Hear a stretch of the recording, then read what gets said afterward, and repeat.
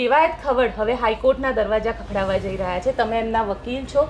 આખા મામલાની અંદર તમને શું લાગી રહ્યું છે આ કેસમાં? કારણ કે પોલીસે એફઆઈઆર પણ નથી લીધી. તમે જાણો છો કે જ્યારે ડાયરાનો કાર્યક્રમ હોય છે ત્યારે આપણે ત્યાં એવા કોઈ રિટર્ન કોન્ટ્રાક્ટ નથી થતા, બરાબર છે?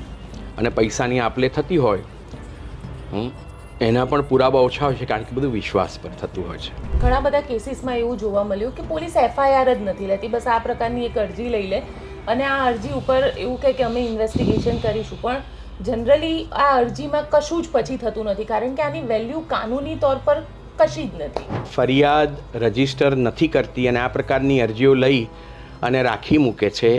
એ સુપ્રીમ કોર્ટની બંધારણીય બેન્ચે એફઆઈઆર રજીસ્ટર કરવા અંગે જે જજમેન્ટ આપ્યું છે તેનો છડેચોક ભંગ છે. તમે જાણો છો કે જસદણની અંદર પાટીદાર કન્યા છાત્રાલયમાં ગેંગરેપ થાય છે, એફઆઈઆર નોંધાતી નથી અને લડીએ છે ને પછી એફઆઈઆર થાય છે. અમરેલીની અંદર પાયલ ગોટી, બરાબર છે, આખો પ્રસંગ થયો અને રાત્રે પકડી, સરઘસ કાઢ્યું, મારી, આજ સુધી એફઆઈઆર થઈ નથી, બરાબર છે? અને આ ત્રીજો પ્રસંગ કે એમાં એફઆઈઆર થતી નથી. કે પોલીસની સામે પગલાં લેવા પડે. ગુજરાતના ગૃહ રાજ્યમંત્રી હર્ષ સંઘવી અને ગૃહમંત્રી એ આપણા માનનીય મુખ્યમંત્રી પટેલ સાહેબ છે, એ લોકોએ હવે આ પ્રશ્ન ધ્યાન પર લેવો પડે.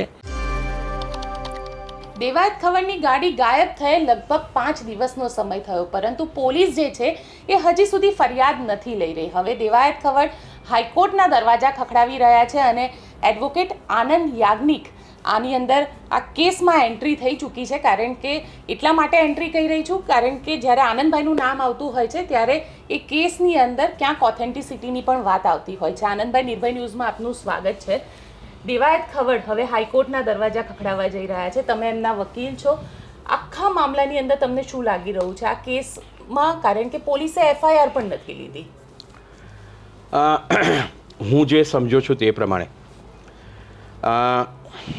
સનાથલ ગામના પ્રતિષ્ઠિત પરિવાર સમા ભગવતસિંહ કાનજીભાઈ ચૌહાણ અને રામભાઈ કાનજીભાઈ ચૌહાણનું કુટુંબ,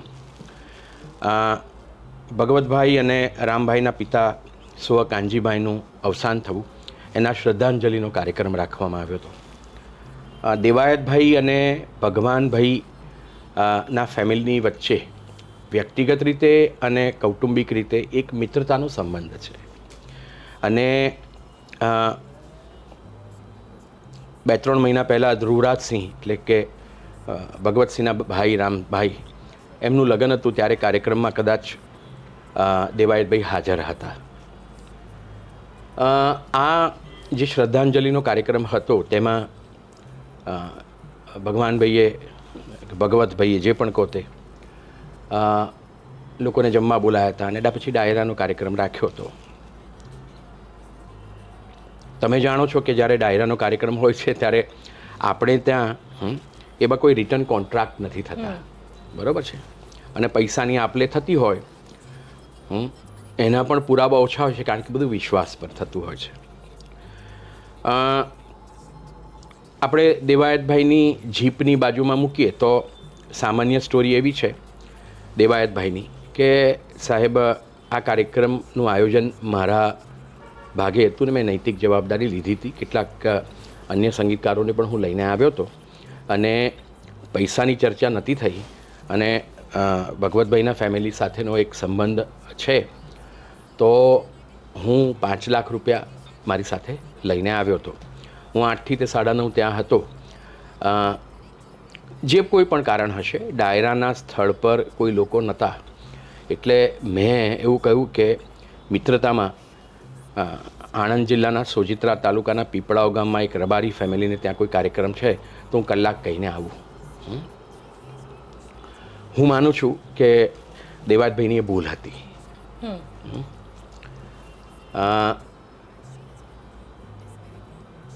એટલે 9:30ની આસપાસ દેવાયતભાઈ છે તેને લેવા આવ્યા અને ડિફેન્ડર ગાડીમાં એ પેલા રબારી ફેમિલી લેવા આવ્યું હતું, તે ત્યાં ગયા. ત્યાં કાર્યક્રમ કરીને પાછા આવતા એમને મોડું થયું. એ 9:30થી તે 12:30 સુધીના સમયની અંદર અહીંયા કાર્યક્રમ પૂરો થયો. દેવાયતભાઈને ત્યાંથી આવતા મોડું થયું. એનો અર્થ એ નથી કે આ કાર્યક્રમમાં કોઈ નહોતું.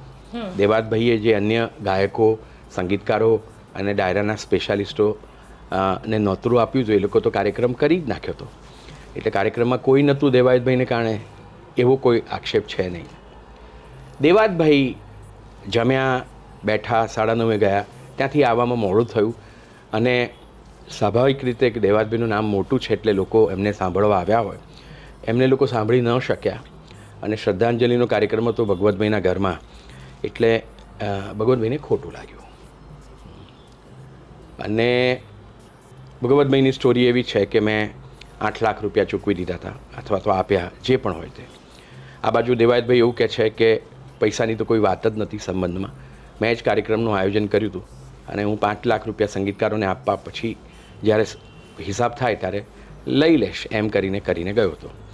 અને દેવાયતભાઈ જ્યારે પીપળાવ ગામમાં આણંદ જિલ્લામાં હતા ત્યારે અહીંયા બધી માથાકૂટ શરૂ થઈ, પણ અહીંયા દેવાયતભાઈની સિલ્વર કલરની સ્કોર્પિયો અને એમનો ડ્રાઈવર કાનજી, એની સાથેના 5 લાખ રૂપિયા એ તો ગામમાં જ હતા, કારણ કે એ તો બીજા વાહનમાં ત્યાં ગયા હતા. હવે દેવાયતભાઈ ત્યાં કાર્યક્રમ પૂરો કરીને પછી અહીંયા આવવાનો પ્રયત્ન કર્યો ફોન કરીને, ત્યારે ભગવતભાઈ બહુ નારાજ થઈ ગયા હતા. અને સ્વાભાવિક છે કે મિત્રતામાં તમે ન કરી શકો તો નારાજગી તો હોય જ. એટલે પછી જ્યારે કાનજી પોતાની ગાડી લઈને નીકળવાનો પ્રયત્ન કરતો હતો ત્યારે માથાકૂટ શરૂ થઈ. પહેલાં તો ગાડીની ચાવી લઈ લેવામાં આવી, ત્યાર પછી કહેવામાં આવ્યું ગામ લોકોમાં, પ્રતિષ્ઠિત લોકો બારવા, કે ભાઈ દેવાયતની ભૂલ છે એમાંના ડ્રાઈવરને કે ગાડીને શું કરે હેરાન કરે, જવા દે. પણ એ જો ગામની બહાર નીકળે તેની પહેલાં ઇનોવા અને થાર સાથે બીજા લોકો નીકળ્યા. ગામને બરોબર આપણે અને હાઈવેને જ્યાં ભેગું થાય છે ત્યાં જ દેવાયતની કારને આંતરી. ઇનોવા કારની અંદર ભગવતભાઈના નાના ભાઈ, સગ્ગા નાના ભાઈ રામજીભાઈ કાનાજી ચૌહાણ, તેમનો દીકરો ધ્રુવરાજસિંહ રામભાઈ ચૌહાણ અને મેઘરાજસિંહ કરીને એક હિસ્ટ્રી શીટર છે ત્યાં ગામના છે તે હતા.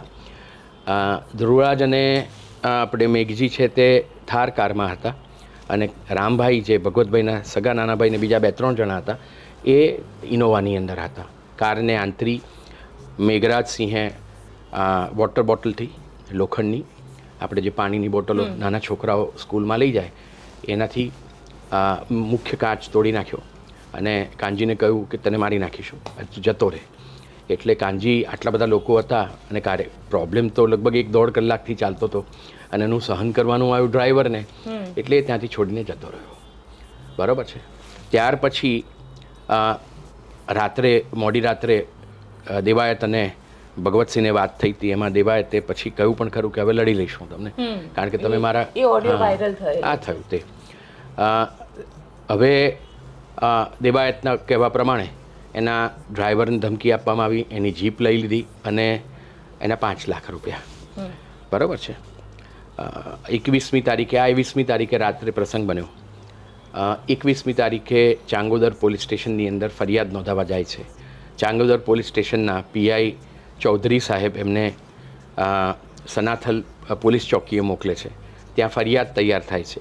કોમ્પ્યુટરની અંદર થયેલી ફરિયાદ જે પીડીએફની અંદર મોકલવામાં આવે છે ચૌધરી સાહેબે. હવે આ ચૌધરી સાહેબ અને ડીવાયએસપી 2-4 દિવસથી કયા કરે છે કે એમનો ડ્રાઈવર જે છે એ સ્ટેટમેન્ટો બધું બદલ્યા કરે છે. હા, બરાબર છે. ડ્રાઈવરના પોલીસ સ્ટેટમેન્ટની અંદર ડ્રાઈવર તો એક 8મું પાસ નપાસ માણસ છે. બરાબર છે. એની પાસેથી અમુક પ્રકારથી વધારે મેચ્યોરિટીનો અભાવ હોય, બરાબર, અને ગભરાયેલો માણસ હોય, કારણ કે 2 મોટા માઠા લડવા હોય ત્યારે સામાન્ય માણસ શું થાય તે. પણ ફરિયાદ લખાવી અને ફરિયાદ લખાઈ એના પછી ચૌધરી સાહેબે પોતે 21મી તારીખની સવારે 11:30થી તે રાત્રે 11:30 સુધી એ ફરિયાદ બદલાવતા રહ્યા અને અનેક ફરિયાદના ફોર્મો આપણે નવા ઉપર થયા. સમ એન્ડ સબસ્ટન્સ એટલું જ છે કે પીઆઈ ચૌધરી ને જ્યારે પણ કોઈ ફરિયાદ તૈયાર કરીને મોકલવામાં આવે અને પછી પીઆઈ ચૌધરી કોઈકની સાથે ટેલિફોન પર વાતો કરતા. આખરે એવું કહેવામાં આવ્યું દેવાયત અને દેવાયતના માણસોને કે તમે ભગવતભાઈ કાનજી ચૌહાણ અને રામભાઈ કાનજી ચૌહાણ અને ધ્રુવરાજસિંહ એનું નામ કાઢી નાખો અને તમે મેઘરાજસિંહનું રાખો તો અમે એફઆઈઆર ફાડીને તમને આપી દઈએ.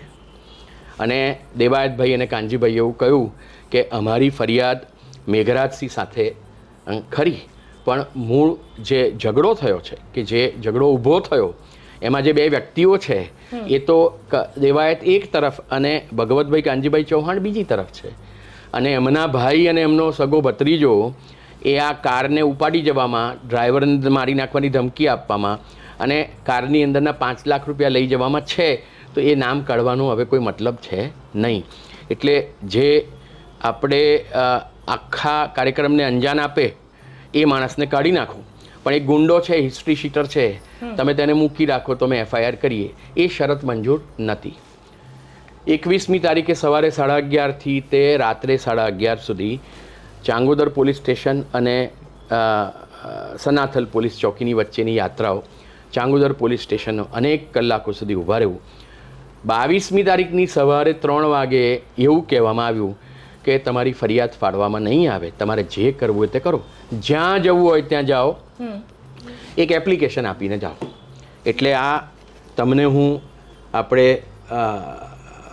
જે એમના ડ્રાઈવર છે એમણે જે આ ફરિયાદ આપી, બરાબર છે, એ 22મી તારીખે સવારે 3 વાગે એ આપણે એમણે સહી સિક્કો કરીને ચાંગોદર પોલીસ સ્ટેશને આપેલું છે, બરાબર છે. આ જે ફરિયાદ છે એ બહુ 1 પાનાની 1.5 પાનાની એક સિમ્પલ ફરિયાદ છે કે સાહેબ મારી સ્કોર્પિયો જીપ લઈ ગયા, એની અંદરનો 5 લાખ રૂપિયા લઈ ગયા અને મારા ડ્રાઈવરને મારી નાખવાની ધમકી આપી. આ આખી સમ એન્ડ સબસ્ટન્સ વાત છે. અત્યારે આપણે માની લઈએ કે ચાલો આ 5 લાખ રૂપિયામાં બાજુમાં પડી જઈએ, બરાબર છે, પણ 5 લાખ રૂપિયા એ CCTV ફૂટેજીસ તમે દેવાયતની ઓફિસમાંથી બહાર નીકળતા જો તને હાથમાં પૈસા છે, એટલે એ તો છે જ, એમાં ના નથી. કેટલા પૈસા છે તેનો પ્રશ્ન છે, એને બાજુમાં મૂકીએ. મારું એક જ અને આપણે અમદાવાદ રૂરલના SP, બરાબર છે, એના DYSP અને ચાંગોદર પોલીસ સ્ટેશનના PI ચૌધરી સાહેબને એટલું જ કહેવાનું છે કે આ તમે અરજી લીધી, બરાબર છે, ફરિયાદ લીધી, તમે ના તો તમે FIR ફાડી, ન તમે કોઈ NC કમ્પ્લેન તમે લીધી. આપણે 1/6/2024થી કે જુલાઈ 1/7/2024થી જે નવો ભારતની અંદર આપણે ભારતીય દંડ સંહિતા અને અન્ય કાયદાઓ આવ્યા, એની કઈ કલમ હેઠળ તમે આ અરજી લીધી?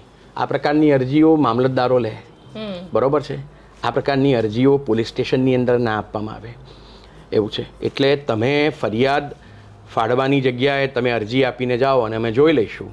આ ખરેખર કાયદાનો ભંગ છે. અને આ પોલીસ ઇન્સ્પેક્ટર ચૌધરી અને DYSP જે પ્રકારની વાતો કરે છે કે આ ડ્રાઈવર પોતાના સ્ટેન્ડ બદલ્યા કરે છે, એણે 22મી તારીખે આ એપ્લિકેશન આપી છે, એની પર પોલીસે સહી કરીને આપી છે. આનાથી વધારે એનું કશું કહેવાનું નથી. અને મારે અત્યારે આપ સમક્ષ એટલું જ કહેવાનું છે કે ડ્રાઈવરને ધમકી આપી ના આપી એને બાજુમાં મૂકો. 5 લાખ રૂપિયા અંદર હતા નહોતા એને બાજુમાં મૂકો. દેવાયતભાઈને મહેન્દ્ર કંપનીએ વેચેલી સ્કોર્પિયો જેનો નંબર ને બધું અહીંયા લખેલું છે, બરાબર છે, અને RTOમાં એનું રજિસ્ટ્રેશન દેવાયતભાઈના નામે થયેલું છે, એ કોની પાસે છે? અમારી માહિતી એવી છે કે ભગવતભાઈના કહેવાને કારણે રામભાઈ એમના નાના ભાઈ, એમનો દીકરો ધ્રુવરાજસિંહ અને મેઘરાજસિંહ આ સ્કોર્પિયો લઈ ગયા છે અને એમની અત્યારે પાસે છે.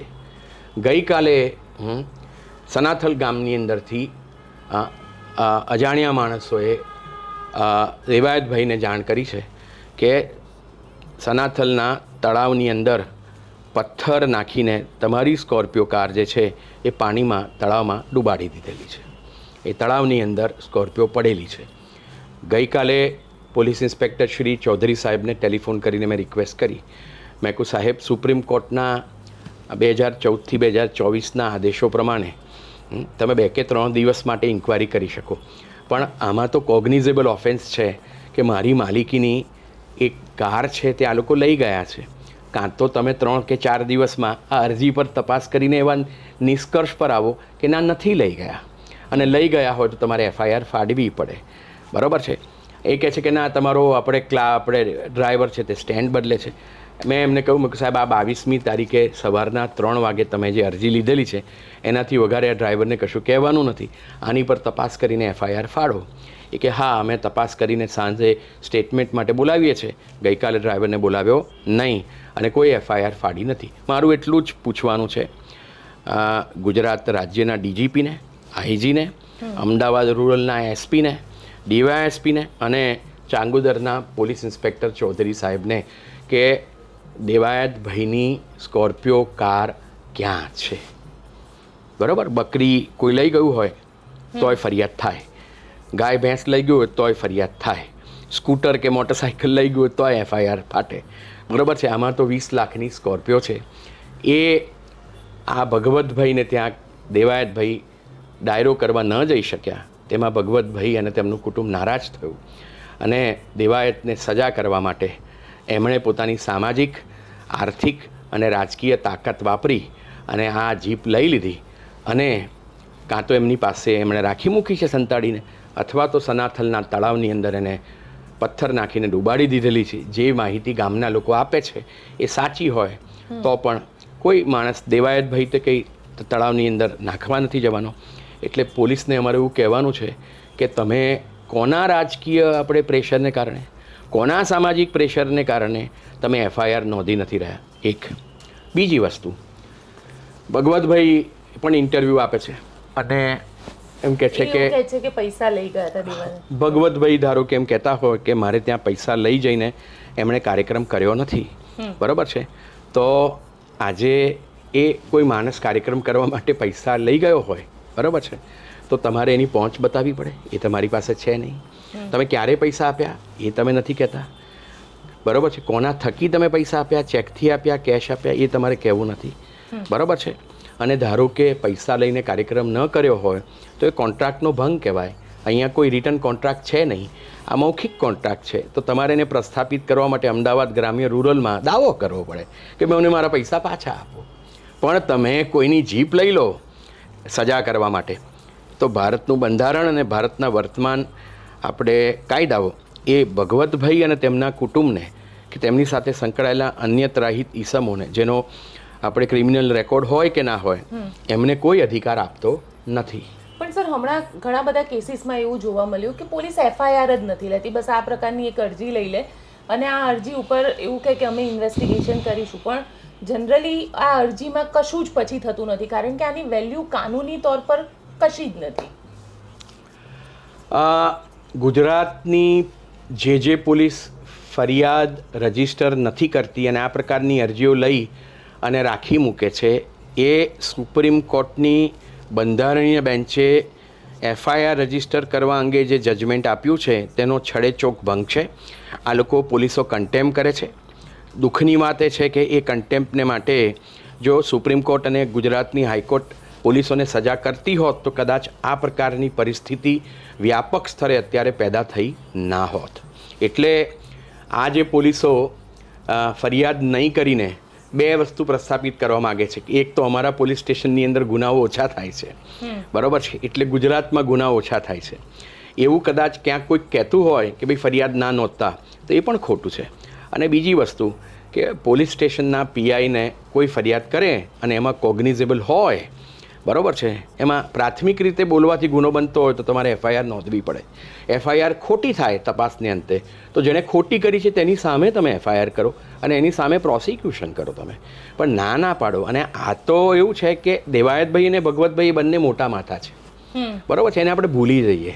આપણે ભારતનું બંધારણ અને ભારતીય દંડ સંહિતા જે નવો કાયદો આવ્યો છે તેને ધ્યાનમાં રાખીએ તો 22/2/2024ની સવારે એટલે 21ની રાત્રે 3 વાગે લીધેલી આ અરજી, જેની ઉપર ચાંગોદર પોલીસ સ્ટેશને સહી સિક્કા કર્યા છે, એ 5 દિવસ સુધી એફઆઈઆર વગર રાખી શકાય નહીં. એટલે અમે ગુજરાત હાઈકોર્ટમાં જઈએ છીએ અને અમે એવું કહીએ છીએ કે એસપી, ડીવાયએસપી અને આ પીઆઈ ચૌધરી અને એની નીચેના પીએસઆઈની સામે તમે પગલાં લો અને એક દ્રષ્ટાંત પ્રસ્થાપિત કરો કે ભગવતભાઈની સામે તો મારી ફરિયાદ છે જે તો લો જ તમે. એ પણ હાઈકોર્ટની અંદર અમે લોકો દાદ માગી રહ્યા છીએ. પણ આ પોલીસને તમારે સજા કરવી પડે, કારણ કે પોલીસ એક નિષ્પક્ષ ઓથોરિટી છે, પણ પોલીસ અહીંયા પોતાની નિષ્પક્ષતા પ્રસ્થાપિત કરી રહી નથી. અને આવી અરજી લઈને 5 દિવસ એની ઉપર બેસી રહેવું એનો માલ નથી. હા, ગઈકાલે જ્યારે અમે લોકોએ મેં ટેલિફોન કરીને ચૌધરી સાહેબને વિનંતી કરી કે ચૌધરી સાહેબ કાં તો એફઆઈઆર કરો, એટલીસ્ટ તમારી નૈતિક ફરજ બને છે ને કાનૂની ફરજ બને છે કે તમારે શોધવું પડે કે કાર ક્યાં છે. એટલે એ લોકોએ હવે કાર શોધવાની શરૂઆત કરેલી છે, પણ એફઆઈઆર એમને કરવી નથી. અમે એફઆઈઆર કરાવડાવીશું અને પોલીસની સામે પણ પગલાં લેવડાવડાવીશું, કારણ કે અમારે એવો દ્રષ્ટાંત પ્રસ્થાપિત કરવો છે કે આ ફરિયાદ નહીં લઈને જે પોલીસ સામાજિક, રાજકીય અને અન્ય પ્રેશરની અંદર રહે છે એ વ્યાજબી નથી. પ્રેશર કરનારાઓ પણ ખોટા છે અને પ્રેશર સહન કરનાર પોલીસ પણ ખોટી છે. આ એક.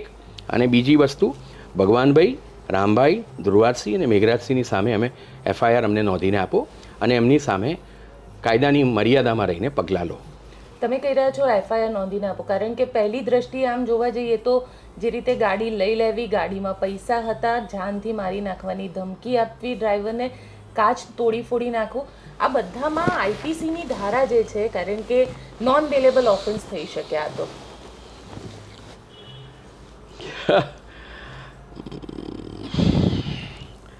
કાઠિયાવાડમાં